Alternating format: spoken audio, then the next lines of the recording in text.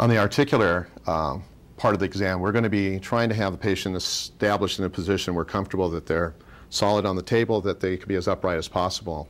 They may be biased because of their pain into a less than optimal position. We're going to have them go through planar range of motion, with the head going to be in long neck flexion first, seeing again their willingness to move actively on command. Then we're going to give them an overpressure. They overpressure at end range if, again, they have full range and no problem. We'll look at the inert ligamentous and other structures in that region. Is there any pain? Is asked of the patient. We'll bring them back up and out of that position, less than that full overpressure, and then provide resistance at this point to see again, does the contractile elements have any strain with that?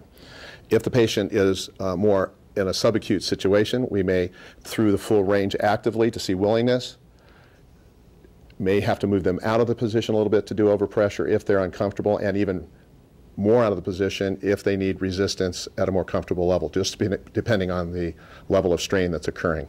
So that's long flexion. With long flexion, we can also do short neck flexion. So I'm going to have him think about pivoting through the axis of his ear or about nose level. So he's doing a nod like yes. And he goes down full range to show that.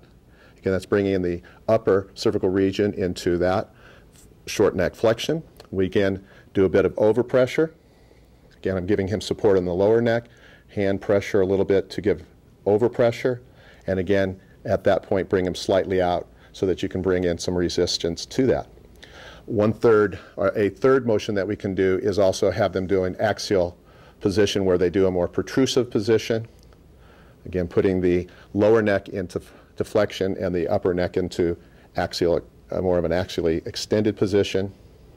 And we're again probably not going to be doing too much overpressure or resistance in this extreme position, but it gives us a sense at full range what they can do.